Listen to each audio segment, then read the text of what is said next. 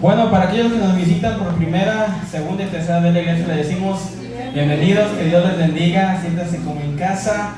Vamos a 1 Corintios, mis hermanos, vamos en este día a continuar con nuestro estudio en 1 Corintios. Ya estas últimas dos sesiones van a ser las finales para terminar con este estudio y pasar a lo siguiente. Hemos estado viendo esta iglesia en Corintio, vemos que es una iglesia problemática, una iglesia inmadura, una iglesia que, digo yo, le causó muchos dolores de cabeza al apóstol Pablo, pero sin embargo, el apóstol Pablo escribe una carta para arreglar estos problemas.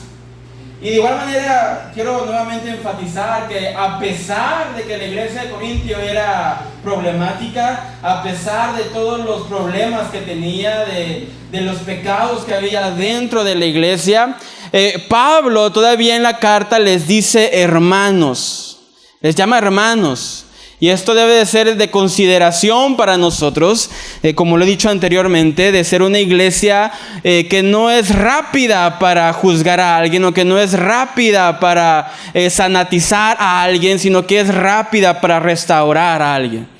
Cuando vemos a los hermanos que caen, a alguien que está en algún pecado, como iglesia, como el apóstol Pablo nos da el ejemplo, debemos ser una iglesia rápida para extender la mano, no para señalar, sino para levantar, para restaurar y para que Dios sea glorificado aún en la vida de ese hermano. Así que vamos a 1 Corintios capítulo 16, vamos a estudiar hoy el versículo 13 y el versículo 14. Para aquellos que toman nota, el sermón se titula Principios para una vida cristiana eficaz. Principios para una vida cristiana eficaz. 1 Corintios capítulo 16, 13 y 14, si me lo pueden proyectar por favor. Dice así: velad, estad firmes en la fe, portaos varonilmente y esforzaos. 14. Todas vuestras cosas sean hechas como con amor. Muy bien.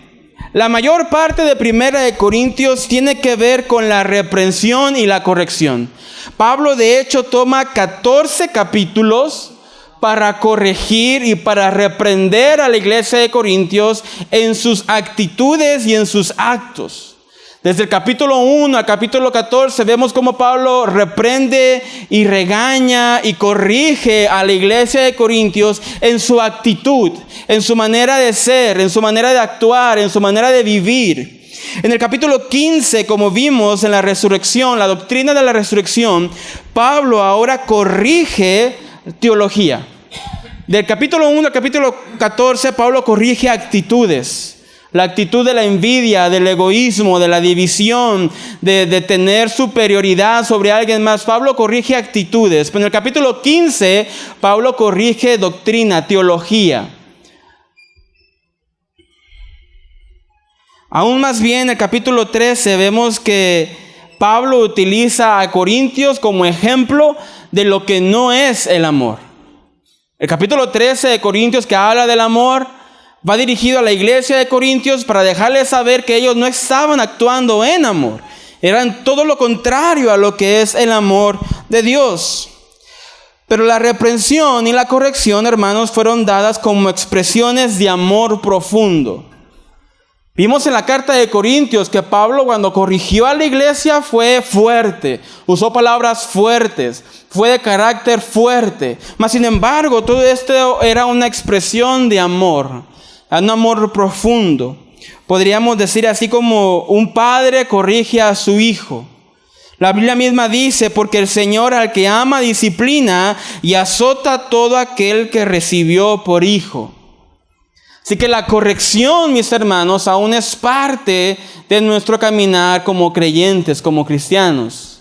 Aquel que Dios ama, corrige. Aquel que Dios ha tomado como hijo, azota cuando es necesario. En 1 Corintios 16, 13 al 14, Pablo da 5 últimos imperativos, 5 últimos mandamientos fuertes y amorosos, de ser firmes, de ser maduros, de perseverar, de velar y de que todo lo que hagamos, lo hagamos con amor. Estos últimos mandamientos, mis hermanos, en muchos sentidos, todos los necesitamos de alguna forma o de otra. La vida del creyente, mis hermanos, debe estar en un constante crecimiento.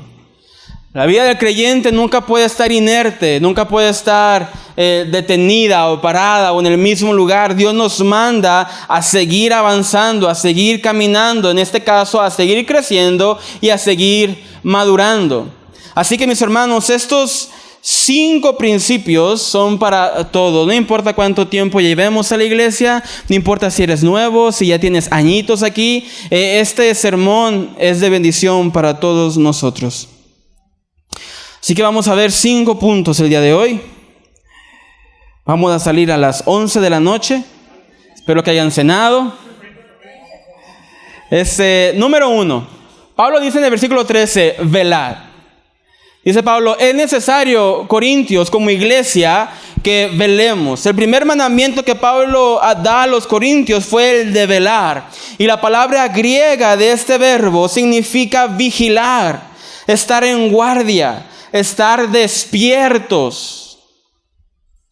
El término aparece 22 veces en el Nuevo Testamento y se usa en relación con los cristianos para que estén espiritualmente despiertos y alertas. Hermano, la Biblia, Dios nos manda a que estemos despiertos y alertas, espiritualmente despiertos y alertas.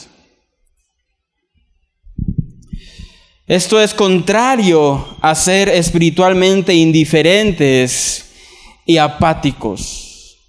Muchas veces como creyentes podemos ser indiferentes y apáticos, pero velar nos lleva a ser todo lo contrario. Los corintios daban normalmente la impresión de estar adormecidos. Los corintios daban la impresión de estar adormecidos espiritualmente, adormecidos moralmente y en ciertas ocasiones adormecidos espiritualmente, físicamente, porque Pablo aún los exhorta y les regaña por embriagarse en la cena del Señor. La iglesia de Corintios tenía una moral adormecida, una espiritualidad adormecida. Por resultado, dejaban que doctrinas y filosofías mundanas entraran dentro de la iglesia. Por consecuencia, los corintios permitían que pecados gobernaran en su vida. ¿Por qué? Por una espiritualidad dormida y una moralidad dormida. Mis hermanos, qué tan peligroso es el que tú y yo no estemos velando, alerta, despiertos. Qué tan fatal es que tú y yo, como creyentes, estemos adormecidos. Los corintios permitían que sus anteriores ideas y sus anteriores hábitos paganos dominaran nuevamente su vida y destruyeran su fidelidad al Señor. ¿Por qué? Porque el estar dormidos espiritualmente daña nuestra fidelidad para con Dios. El no estar alerta, el no estar velando puede causar, mis hermanos, que nuestra relación con el Señor se distorsione, se quiebre. El Nuevo Testamento, de hecho, nos da o nos habla de al menos 6 cosas importantes por las que debemos de estar velando. Y las voy a dar rápido, podríamos hacer un sermón solamente de esto, pero las voy a dar rápido. Número 1. Debemos de velar o debemos de estar vigilantes en cuanto a Satanás. Vamos a 1 de Pedro 5, 8 y 9, por favor. Si me lo pueden proyectar estos versículos. 1 de Pedro 5, 8 al 9. Debemos de estar vigilantes en cuanto a Satanás. El apóstol Pedro dice lo siguiente: sed sobrios y velad, porque vuestro adversario el diablo, como león rugiente, anda alrededor buscando a quien devorar. Versículo 9.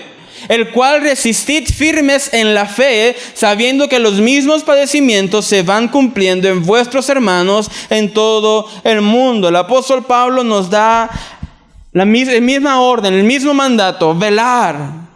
Hermanos, velen. ¿Por qué? Porque el adversario, el diablo, anda como león rugiente. Y está hambriento. Busca a quien devorar, a quien comer.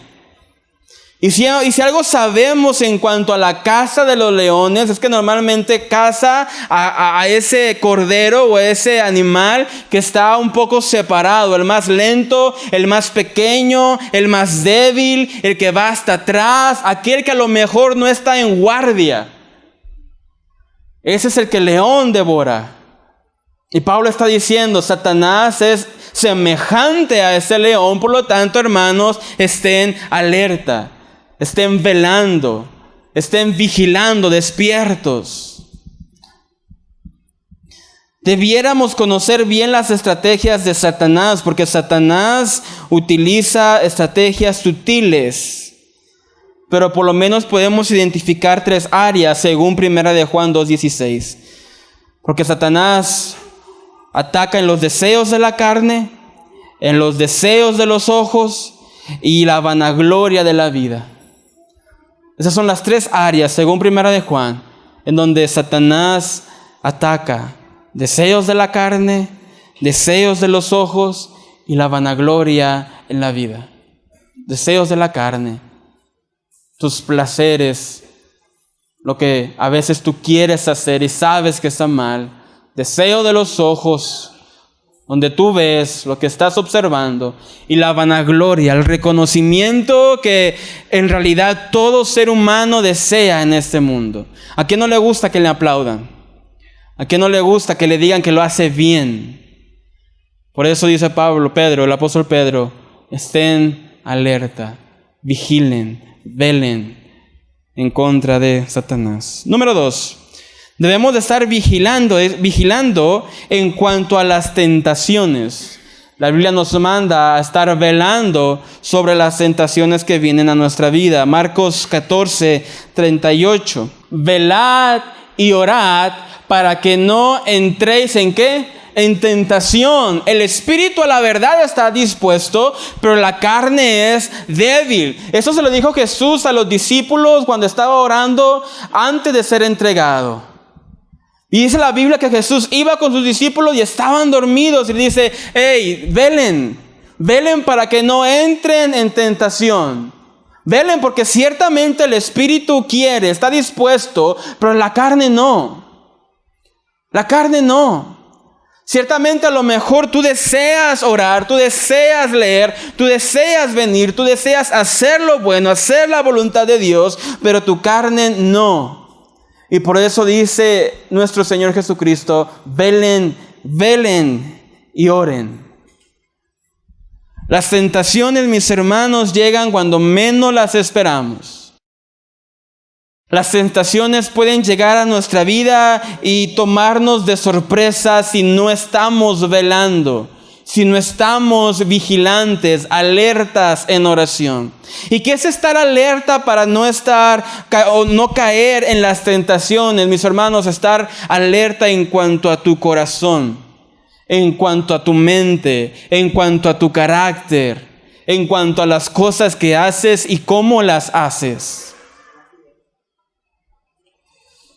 Debemos estar vigilantes. Número 3. Debemos estar vigilantes por la apatía y la indiferencia. Esto fue algo que atacó a la iglesia de Corintio. La apatía y la indiferencia. Sí, anda con 2 mujeres. Es normal. Se divorciaron. Es normal. La apatía y la indiferencia. Esta es la misma naturaleza de esos pecados que dificulta que nos demos cuenta. El pecado mismo causa apatía e indiferencia en nuestras vidas. Mientras más pequemos, más indiferentes y más tendremos apatía sobre las cosas del Señor. Por definición, una persona que es apática e indiferente es insensible y por lo tanto no puede estar velando. Alguien apático y una iglesia apática es alguien insensible. Una iglesia insensible es una iglesia que no le importa las necesidades de sus hermanos, que no le importa si fulanito o fulanita viene o no viene, si está en pecado o no está en pecado. La indiferencia, la apatía y la insensibilidad causa que la iglesia descuide a su familia, que son sus hermanos. La iglesia en Sardis, en Apocalipsis, daba por supuesto o por hecho que estaba espiritualmente viva. De hecho, la reprensión es esa: tienes nombre de que vives, pero en realidad estaba muerta, era indiferente a la voluntad del Señor. Y ni siquiera Sardis se daba cuenta de que estaba muerta, porque la reprensión a Sardis es: dices, tienes el nombre de que estás viva. Tienes el nombre de que te congregas, tienes el nombre de que ofrendas, de que alabas, pero la realidad es, estás muerta. Muchas veces les he dado este ejemplo de estos árboles enfermos, que por fuera son grandes, frondosos, anchos y se ven saludables, pero por dentro están huecos y carcomidos por larvas. Y Sardis era semejante a estos árboles. Apocalipsis 3, 1 al 3, por favor, para leer sobre esta iglesia. Dice el apóstol Juan: escribe al ángel de la iglesia en Sardis, el que tiene los 7 espíritus de Dios y las 7 estrellas, dice esto: yo conozco tus obras, que tienes nombre de que vives y estás muerto. Sé vigilante y afirma las otras cosas que están por morir, porque no he hallado tus obras perfectas delante de Dios. Acuérdate pues de lo que has recibido y oído, y guárdalo y arrepiéntete, pues si no velas, vendré sobre ti como ladrón, y no sabrás a qué hora vendré sobre ti. ¿Cómo podemos evitar la apatía, la indiferencia? Acuérdate pues de lo que has recibido y lo que has oído. ¿Qué has recibido? El Espíritu de Dios, la misericordia de Dios, la bondad del Señor. Dios restauró tu vida, Dios restauró tu matrimonio, Dios te ha bendecido. Acuérdate del Señor. Porque muchas veces cuando no nos acordamos de Dios, es cuando llega apatía e indiferencia a nuestra vida. Mira aquel, está pecando, déjalo. Tiene 2 mujeres, déjalo. Déjalo. ¿Por qué? Porque es la apatía.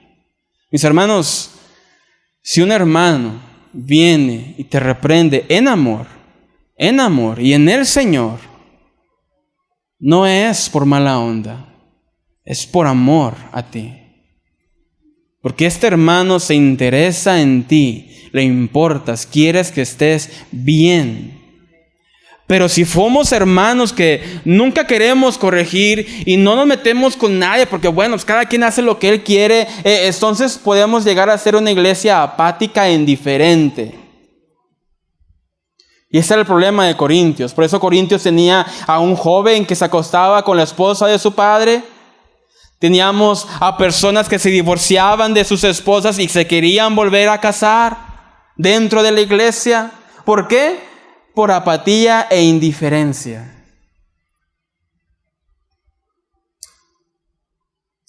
Los cristianos no podemos olvidarnos de la palabra de Dios.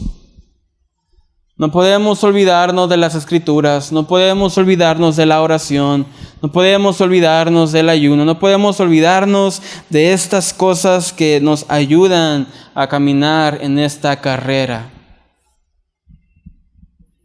No podemos ser apáticos. Número 4.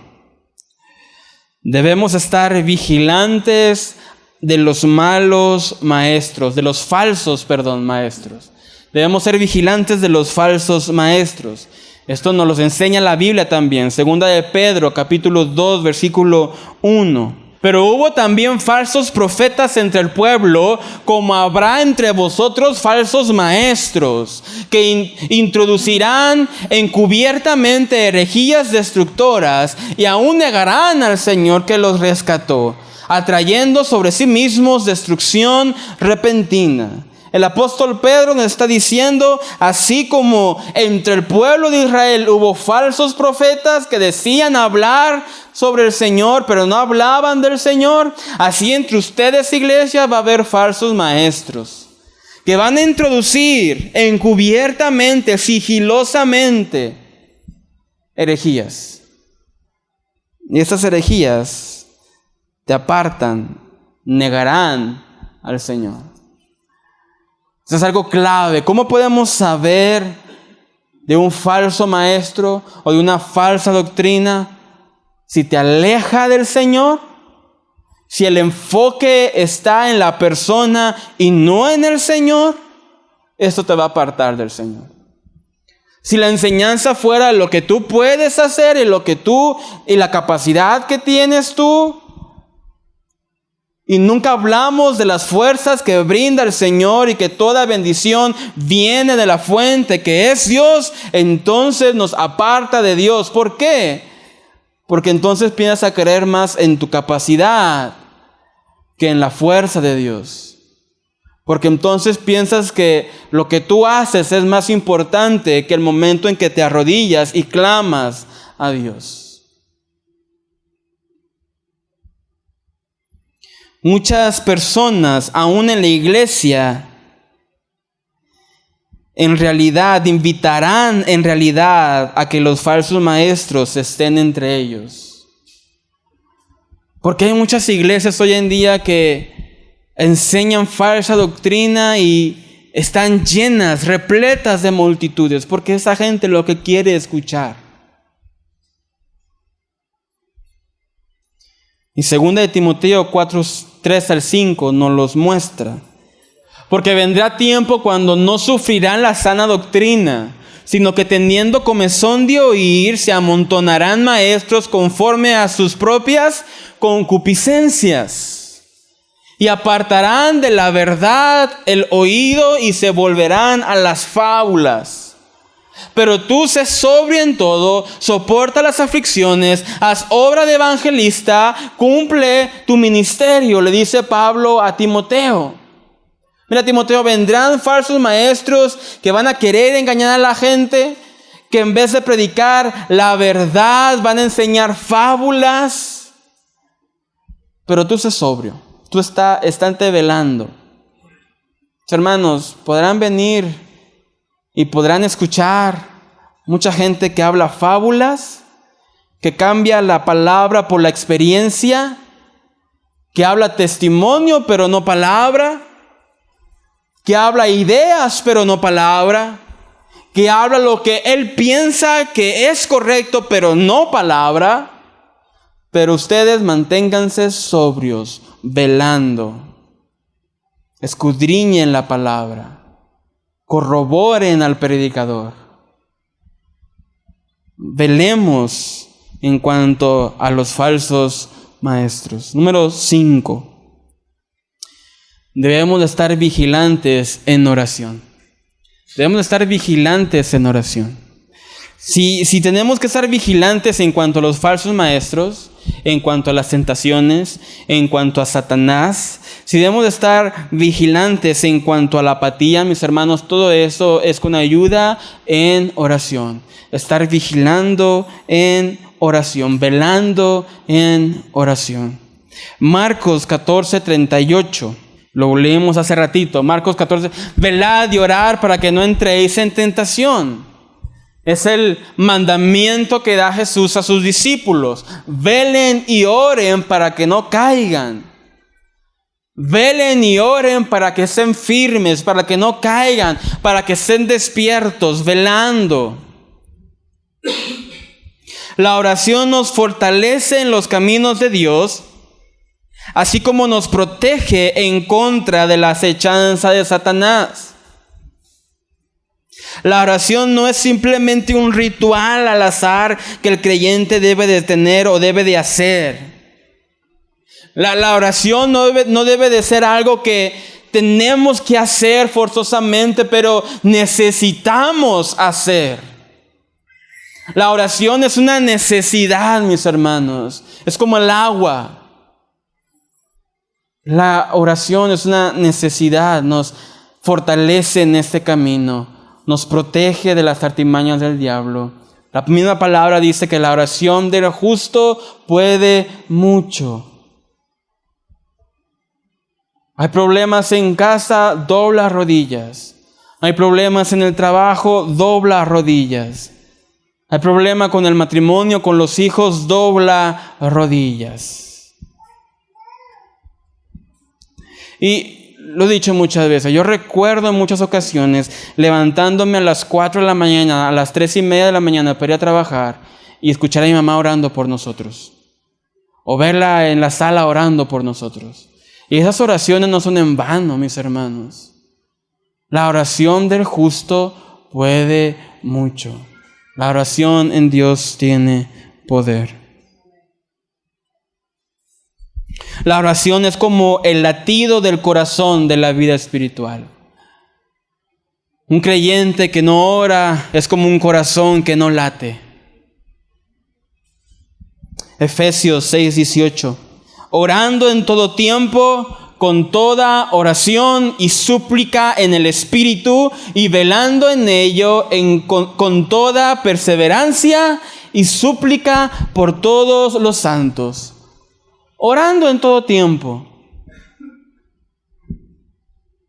Orando y suplicando en el Espíritu.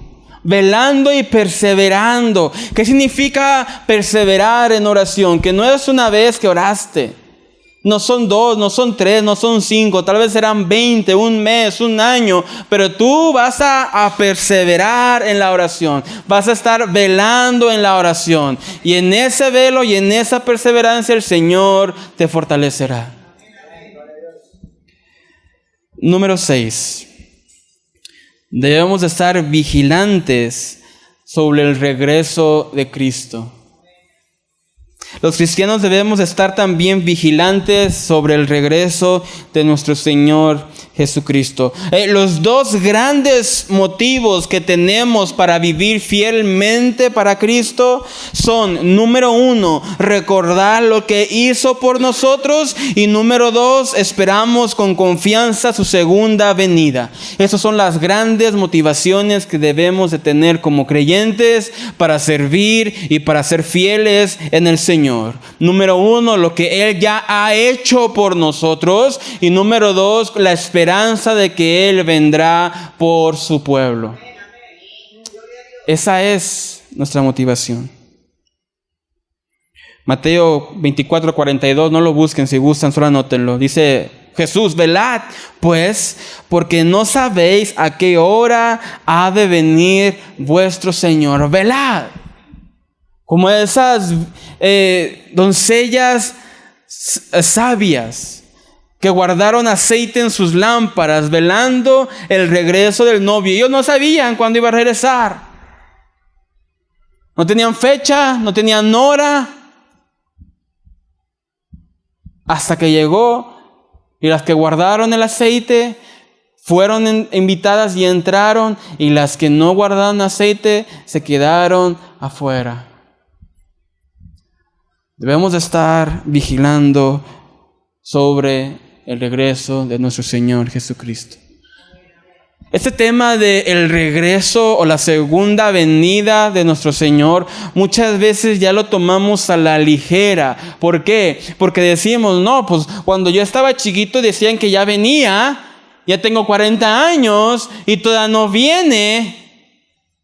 Y muchas veces tomamos esta venida como algo muy lejano, algo que tal vez nosotros no lo vamos a ver, algo que tal vez, y quién sabe si pase, pero la realidad es que Cristo viene por segunda vez. No sabemos el día, no sabemos la fecha. Lo que debemos de hacer es permanecer firmes, fieles, con aceite en nuestra lámpara, esperando a nuestro Señor. Eso es lo que nos manda la Biblia. Segunda de Pedro, vamos a Segunda de Pedro, capítulo 3, versículo 10, por favor. Pero el día del Señor vendrá como ladrón en la noche, en los cuales los cielos pasarán con grande estruendo, y los elementos ardiendo serán deshechos, y la tierra y las obras que en ella hay serán quemadas. Versículo 11.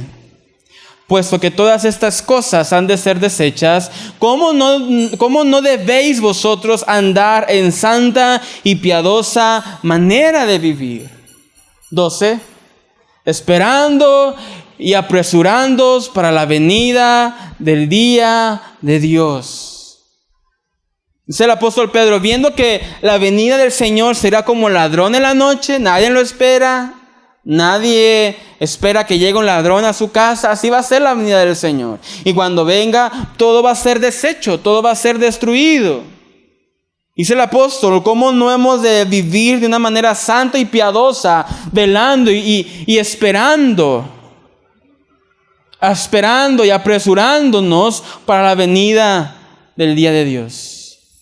Debemos de estar alertas, mis hermanos. Nadie tiene el mañana asegurado. Nadie. Y si Dios no viene en nuestros días, nosotros iremos a Él. Por lo tanto, el mandato permanece igual. Velemos, porque algún día estaremos en la presencia de Dios.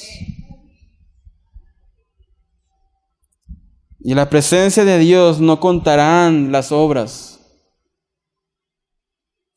sino si creíste de verdad, si entregaste tu esperanza a Cristo de verdad. De lo contrario, tú dirás, Señor, Señor, en tu nombre no hice tantas cosas, y Dios te dirá, nunca te conocí. Es que no pensemos, mis hermanos, que solamente porque ya estamos en un ministerio ya somos creyentes. El creyente es creyente porque vive para su Señor. Punto número 2. Regresamos a 1 Corintios capítulo 16, versículo 13.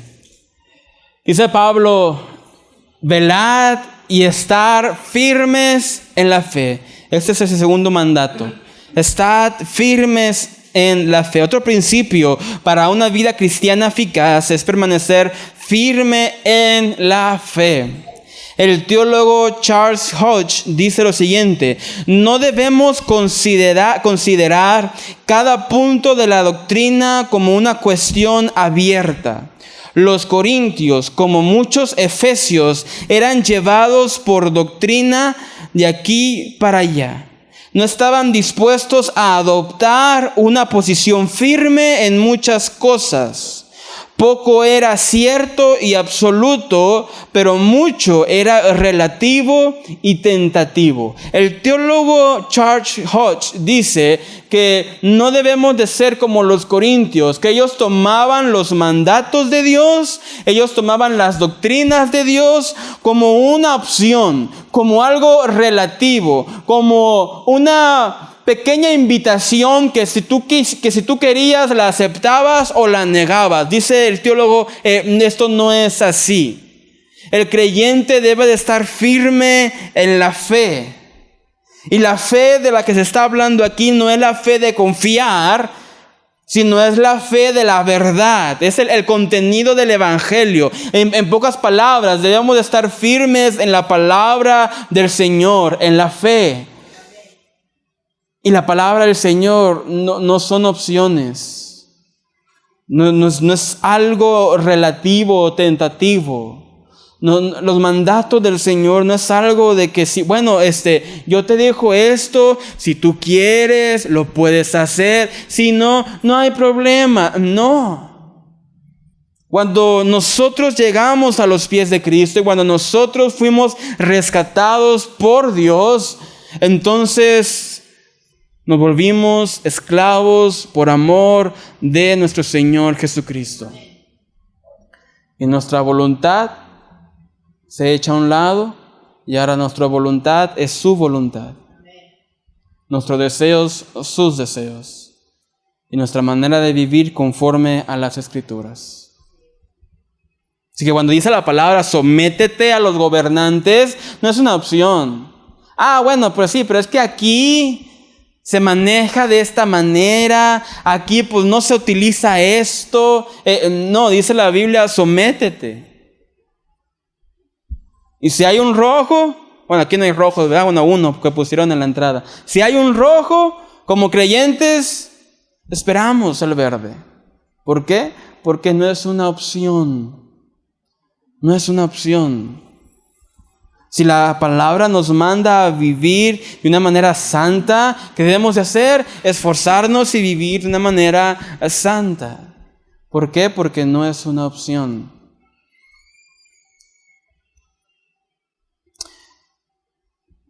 Pablo dijo que el evangelio que se nos fue predicado a los corintios, el cual también recibimos, en cual también perseveramos. El evangelio que se predicó, el evangelio que recibimos, es en ese evangelio en el que perseveramos.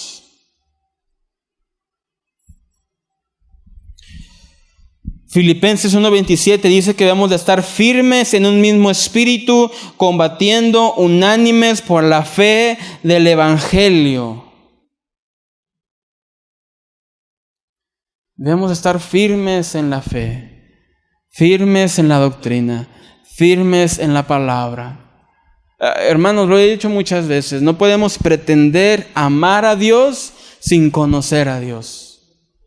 No podemos pretender servir a Dios cuando no sabemos cómo se le debe de servir.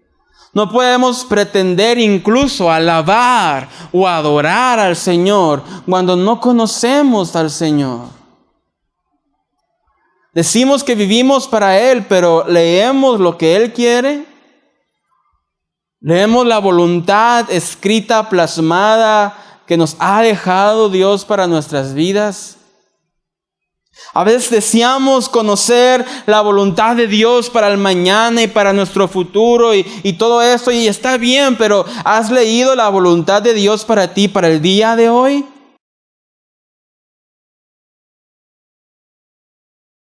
¿Estás firme en tus creencias? ¿Estás firme en la fe? ¿Crees en lo que crees? Porque en muchas ocasiones puede convertirse en algo normal, cotidiano. Venimos a la iglesia, como le he dicho, hablamos cristianense. Nos preguntan ¿cómo estás? ¿Y qué decimos? Bendecido y en victoria. Alguien dice algo y todos decimos amén. Empezamos el culto, ¿cuántos vinieron con gozo? Y como todos dicen amén. Pero ¿lo creemos? ¿Estamos firmes en ese amén? ¿Estamos firmes en ese aleluya? Satanás no puede arrebatarnos la fe salvadora, pero sí puede, y a menudo lo hace, oscurecer el contenido de nuestra fe. Puede oscurecer las doctrinas sanas y puede distorsionar la verdad sólida de la palabra de Dios. Y de repente ya no se trata de lo que Dios hace, se trata de lo que tú haces. Ya no se trata del poder de Dios, se trata de tu potencial. Ya no se trata de la verdad absoluta del Señor, ahora se trata de la verdad relativa. Tú tienes tu verdad, yo tengo mi verdad. ¿Por qué? Porque estas son artimañas del diablo, que oscurecen, distorsionan la verdad sólida de la palabra de Dios. Si no nos aferramos con firmeza a las interpretaciones correctas de las Escrituras, podemos caer fácilmente en formas de pensar equivocadas, en creencias erróneas y en comportamientos incorrectos. Si no nos aferramos, mis hermanos, a la sana doctrina, podemos caer y pensar cosas equivocadas, en creencias erróneas y en comportamientos incorrectos. Puedo dar varios ejemplos. ¿Qué dice la Biblia? Si te dan en la mejilla derecha, ¿qué dice la Escritura? Pon la otra. ¿Qué dice el mundo? Manso pero no menso. Y si no permanecemos firmes en la Escritura, ¿qué dice la Escritura? Que Dios nos bendice para bendecir a otros. ¿Qué dice el mundo? No, yo escojo quién se lo merece. Yo escojo a quién quiero darle. Eso no dice la palabra. Si no permanecemos en la sana doctrina, podemos caer en comportamientos, en ideas, en doctrinas erróneas. ¿Qué dice la Escritura? Haremos esto, haremos aquello, pero se nos olvida que es si Dios quiere. Y a menudo, muy cotidianamente, nos encontramos con ideas erróneas que lo que tú dices, eso se vuelve realidad. ¿Y qué es esto? Una distorsión de la verdad absoluta, no relativa de Dios. Los corintios, como muchos que profesan hoy día ser cristianos, consideraban las Escrituras solo como un comentario, como opciones, pero no como mandatos. Y ese es un error muy grande. Las Escrituras, mis hermanos, no es un simple comentario, no son opciones. Las Escrituras no solamente es una invitación para que camines de cierta forma, son mandatos que aquellos que han llegado a los pies de Jesús debemos esforzarnos para obedecer lo que la palabra de Dios dice. Es lo que Jehová le dijo a Josué: esfuérzate y sé valiente. ¿En qué? En cumplir todas las cosas que se te han mandado. Vamos a 2 de Tesalonicenses, por favor.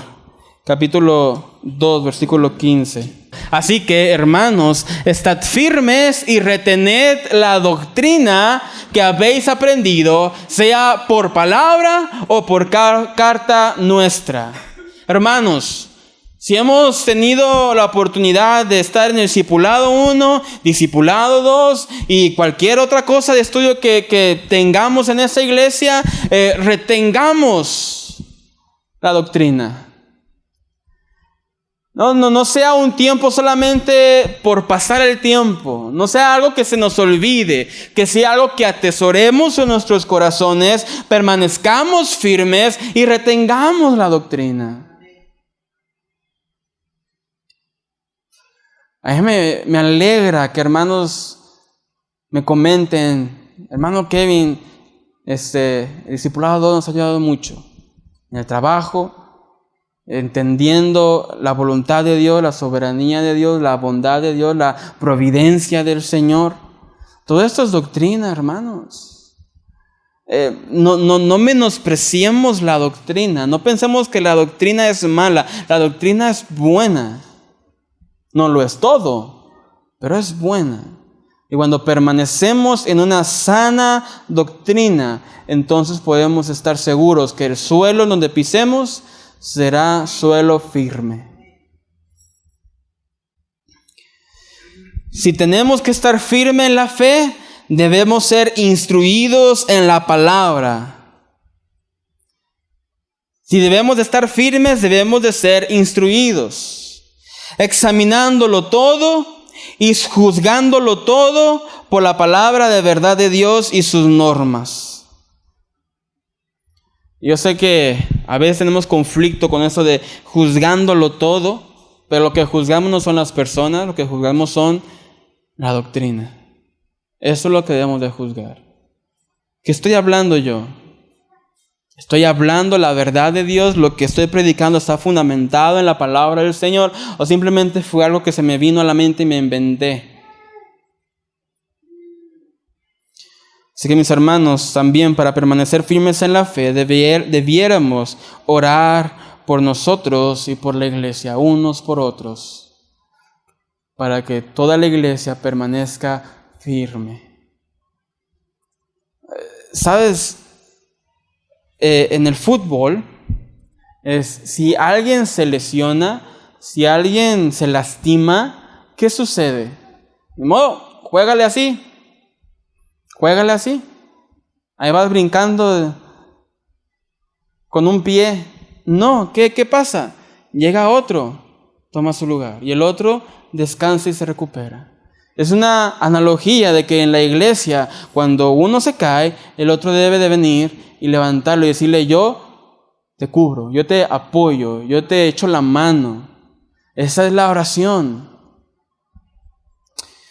Tercer mandamiento, volvamos a 1 Corintios. Dice Pablo que velemos, estad firmes en la fe, y también dice: portaos varonilmente. Y este es el tercer principio para una vida cristiana eficaz. Cuando Pablo dice portaos varonilmente, se refiere a la palabra griega a una persona madura. Esto es lo que Pablo expresa aquí. La idea básica es la de un valor maduro. Compórtense como personas maduras. La persona madura tiene un sentido de control, confianza y valor que la inmadura o infantil no posee. Una persona infantil, un niño, es penoso, es tímido.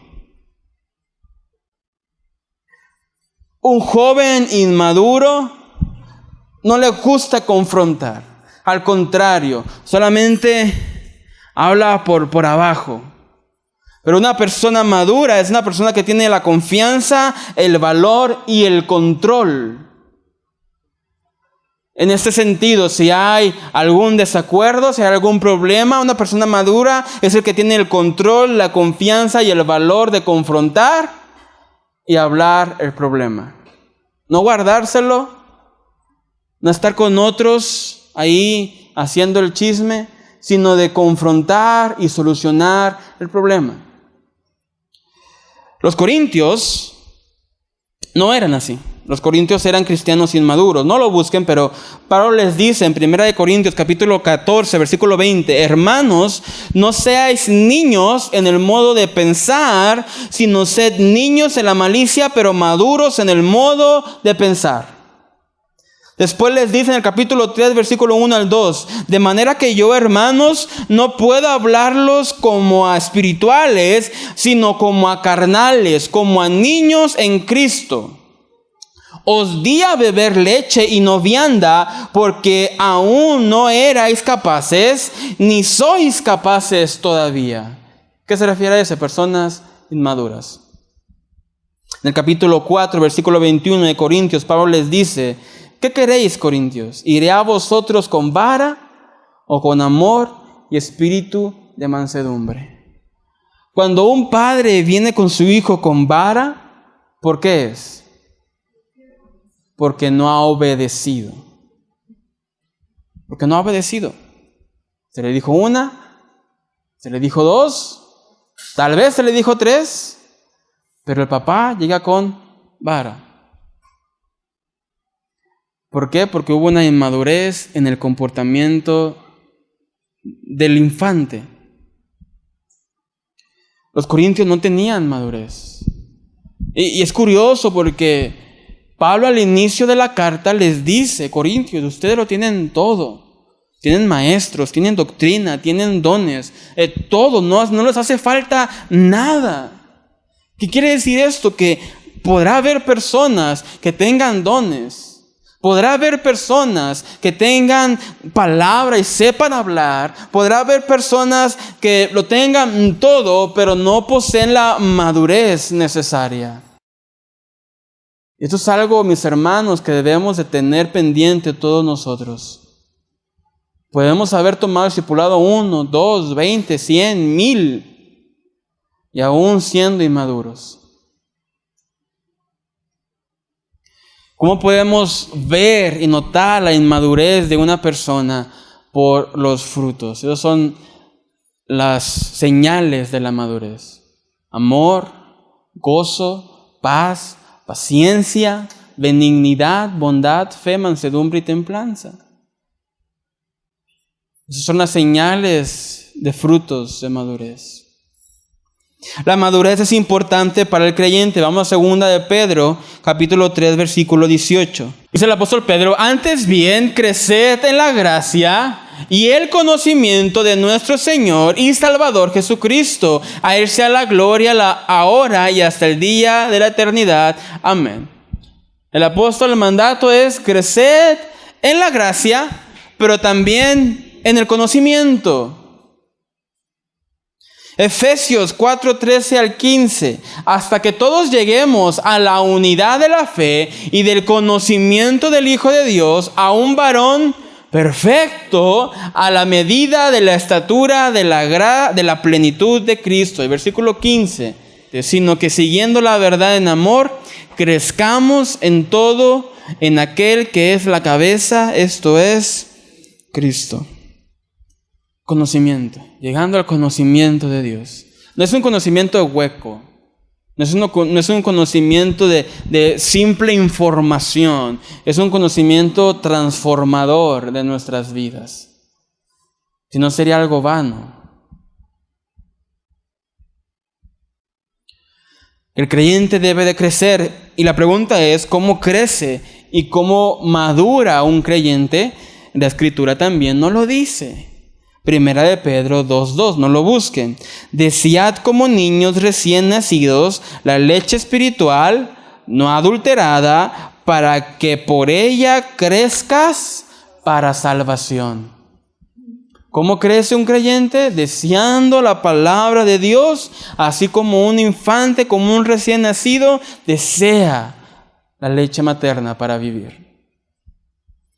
2 de Timoteo 3, 16 y 17 dice: toda la Escritura es inspirada por Dios y útil. ¿Para qué? Para enseñar, para redarguir, para corregir, para instruir en justicia, a fin de que el hombre de Dios sea perfecto, enteramente preparado para toda buena obra. La Escritura es útil. ¿Para qué? ¿Cuál es el fin? Para que el hombre de Dios sea perfecto.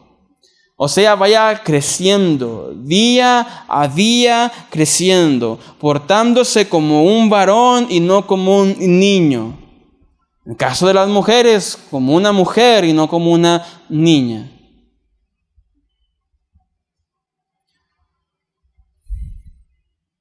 Número 4. El mandamiento número 4. Esforzaos. Pablo nos dice que velemos, que permanezcamos firmes en la fe, que nos portemos varonilmente, y ahora nos dice: esforzaos. Esforzaos. Todo creyente que desea hacer la voluntad de Dios va a estar en un constante esfuerzo. ¿Por qué? Porque el Espíritu quiere, pero la carne no quiere. ¿Y qué provoca esto? Un conflicto. ¿Y qué provoca conflicto? Esfuerzo. Debemos de esforzarnos. Y debemos de entender, mis hermanos, que nos esforzamos no con nuestras fuerzas, sino con la fuerza de nuestro Señor Jesucristo. Pablo, Filipenses 4:13, todo lo puedo en Cristo, quien me fortalece. Las fuerzas son de Él, no son mías. Cuando hay problemas en casa, ¿en quién encontramos fortaleza? En Dios. Cuando hay problemas en el trabajo, ¿en quién encontramos fortaleza? En Dios. Cuando la billetera está flaquita, cuando el refri está vacío, ¿dónde encontramos fortaleza? En Dios. Cuando sentimos cansancio y pereza espiritual y no queremos venir y no queremos orar y no queremos leer, ¿en dónde podemos encontrar fortaleza? En Dios, porque Él pone el querer como el hacer en nuestros corazones. Porque Él es la vid, nosotros los pámpanos, y apartado de Él no podemos hacer absolutamente nada. El esfuerzo, mis hermanos, viene con las fuerzas de Dios. Si hemos de esforzarnos para correr esta carrera, si hemos de esforzarnos para vivir santamente en esta vida, y si hemos de esforzarnos para agradar a Dios en todo lo que hacemos, entonces debemos de entender que nuestras fuerzas provienen de Dios. He dado esta ilustración varias veces y me gusta mucho. No seamos como Pedro, que pensó que podía ayudar al Señor, y al ver que su Señor estaba siendo arrestado, él sacó su espada y rebanó orejas. Y como que Pedro dijo, yo voy a ayudar a Jesús, voy a ayudar a mi maestro. ¿Qué le dijo Jesús? Pedro, ¿quién te dijo que saques su espada? Guárdala, guarda tu espada. Porque no es nuestra batalla, la batalla de Dios.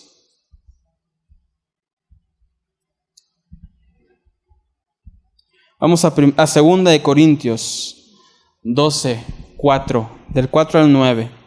Antes de que lo leamos, las personas que piensan ser fuertes en sí mismos son las que mayor peligro tienen de caer.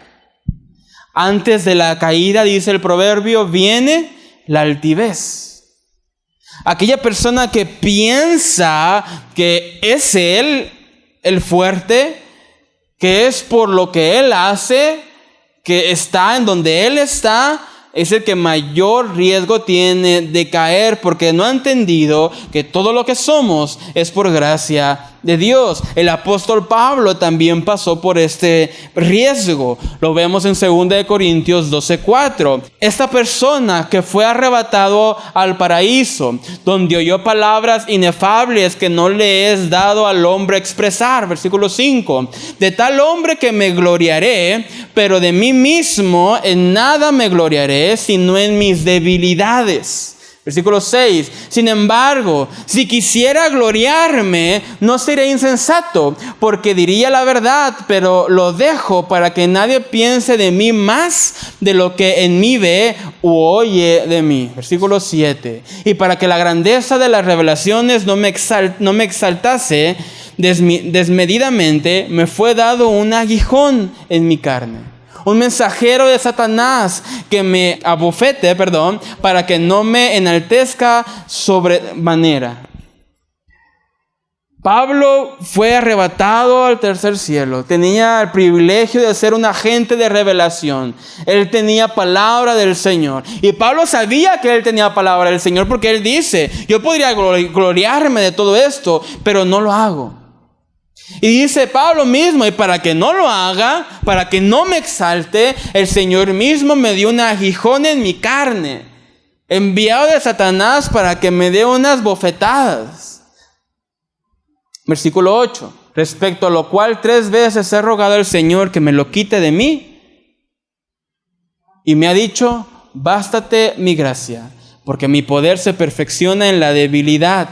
Por tanto, de buena gana me gloriaré más bien en mis debilidades, para que repose sobre mí el poder de Cristo. Pablo era un hombre sabio. Pablo era un hombre usado por Dios. Tenía revelación de parte de Dios. Pero él mismo dijo, prefiero gloriarme en mis debilidades, para que en mí repose el poder de Cristo. Nos fortalecemos, nos esforzamos en obedecer la palabra, nos esforzamos en vivir santamente, nos esforzamos en salir adelante y sacar a nuestra familia adelante, pero no olvidamos que todo es gracias a Dios, que Él es quien nos fortalece. No nos gloriamos en uno mismo. Dios nos guarde. Y un día decir, yo, por mi trabajo, por mi esfuerzo, por lo que hice, por lo tanto, por esto, por lo otro, es que tengo esto. Seamos como Pablo. Me glorío en mis debilidades, para que entonces Dios sea glorificado. Debemos de esforzarnos, mis hermanos. Un creyente no puede crecer si no se esfuerza. La Biblia nos da varias analogías sobre la vida. Nos dice que la vida es como una carrera. Y en Hebreos 12:1 nos dice, poniendo los ojos en Cristo, corramos. Y para correr, ¿qué se necesita? Esfuerzo. Yo recuerdo cuando era joven y hacía ejercicio, porque aunque usted no lo crea, yo hacía ejercicio. Íbamos con unos amigos a la cancha de fútbol de la preparatoria. Era una cancha enorme. Y tenía un amigo, o sea, Armando. Él corría, pero bárbaro. Y al principio daba un cuarto de vuelta. Me cansaba y hasta ahí. Pero ¿qué tenía que hacer? Esforzarme. Y de repente daba una vuelta. Y de repente daba 2 vueltas. Y de repente daba 3 vueltas. Y de repente daba una vuelta y subía las gradas y bajaba gradas. Y otra vuelta y subía gradas. ¿Por qué? Porque hubo un esfuerzo de por medio. Tal vez hoy tú me digas, Kevin, es que no entiendo la palabra. Es que no leo correctamente. O es que no sé leer. Esfuérzate. Que algún día podrás entender lo que estás leyendo, que algún día podrás leer fluidamente y que algún día Dios te dará palabra para hablar. Pero esfuérzate. No te equivoques. Perdón, no te incomode equivocarte. Porque a veces se me va el avión y me trabo leyendo. Y mi mamá está de testigo. Yo nunca fui el gran lector. Nunca fui el hombre más elocuente en las palabras. Pero por la gracia de Dios, y Él me dio las fuerzas, hemos podido ir creciendo. Hermanos, esforcémonos. Una vez alguien me dijo, Kevin, yo por mucho tiempo me preguntaba cómo le hacen para aprenderse las escrituras, cómo le hacen para aprenderse los versículos, y oraba y le pedía al Señor, Señor, dame inteligencia para aprenderme los versículos, hasta que encontré el secreto. Dije, ¿cuál es? Leer y leer y leer y leer. ¿Por qué? Porque entre más lees, más se te va a grabar. Esfuérzate y sé valiente. Esfuérzate y sé valiente. Esfuérzate en vivir una vida cristiana. Esfuérzate en vivir una vida santa. Esfuérzate en que todo lo que hagas, lo hagas para la gloria de Dios. Y no olvides que de Dios viene esa fortaleza, no de ti mismo. Número 5, para ir terminando. Versículo 14. Pablo dice, todas vuestras cosas sean hechas con amor. El quinto principio para una vida eficaz es el más completo y sin él los otros pueden hacernos malhumorados, militantes y duros. Sin el amor podemos esforzarnos, podemos estar rebelando, podemos permanecer firmes, pero sin el amor podemos convertirnos en cristianos malhumorados y militantes. La firmeza sin el amor puede hacernos alguien duro. El amor es el principio que embellece y suaviza. Es lo que logra que nuestra firmeza no se transforme en dureza. Que nuestra fortaleza no se convierta en dominante. Que podríamos cometer el error de pensar que la fortaleza, que el ser esforzados, es ser alguien duro y que manda y que ordena, y tú acá y tú allá, y nos olvidamos del amor, de la hermosura, la belleza en el amor. Si no tenemos amor, nuestra firmeza se puede convertir en dureza.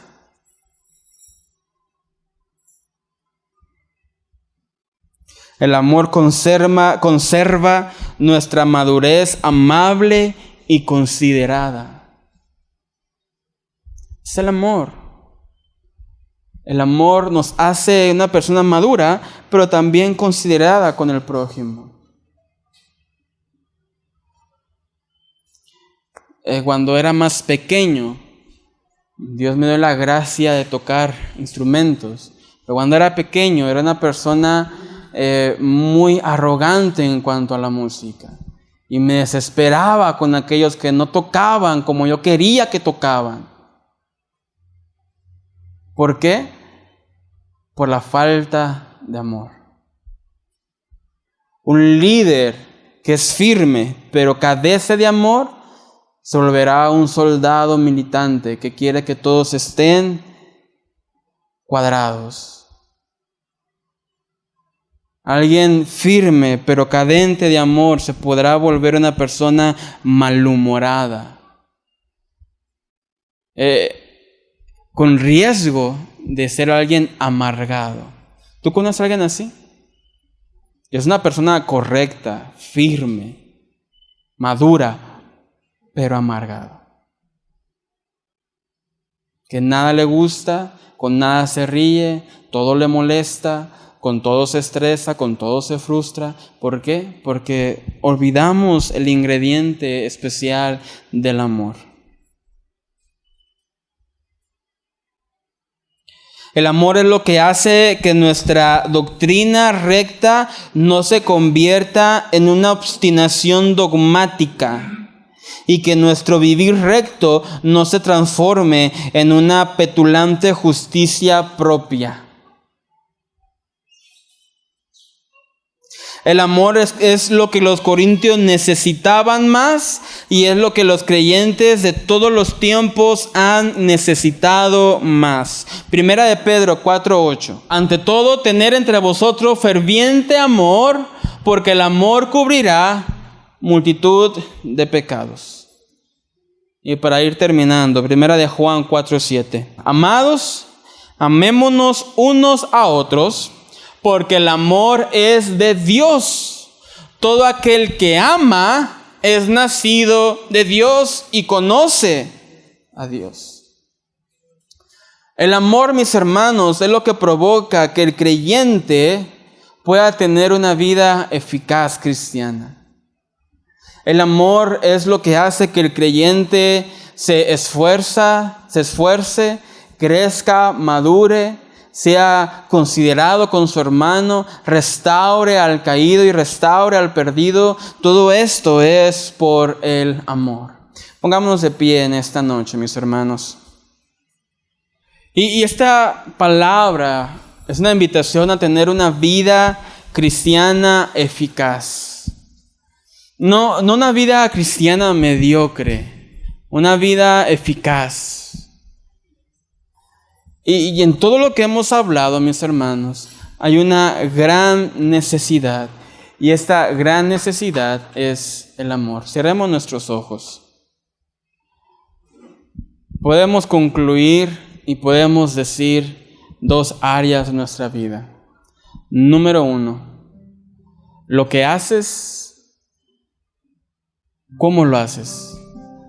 Tu servicio a Dios, tu búsqueda de Dios, de la palabra de Dios, tu esfuerzo, tu dedicación, tu firmeza, el estar velando, ¿cómo lo haces? ¿Hay amor en esas cosas?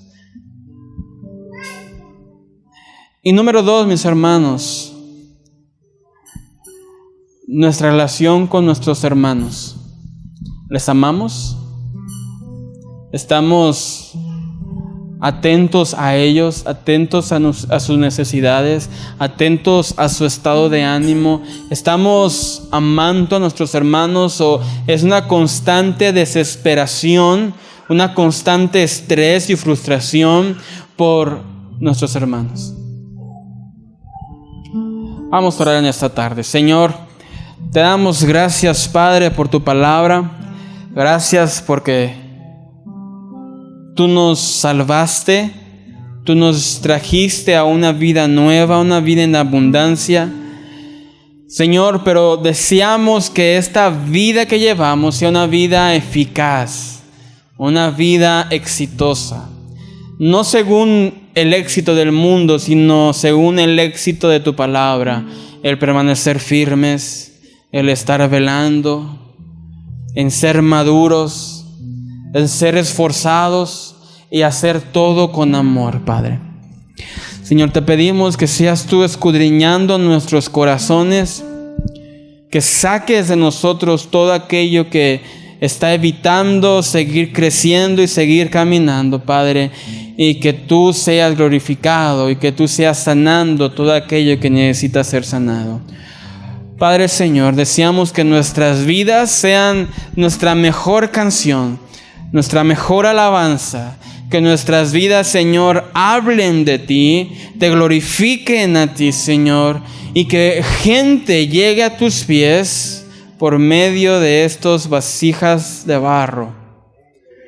Señor Jesús, escudriñanos, transfórmanos, quebrántanos para ser más como tú y para que tu Hijo sea exaltado. En el nombre de Cristo Jesús. Amén. Adoremos en esta noche.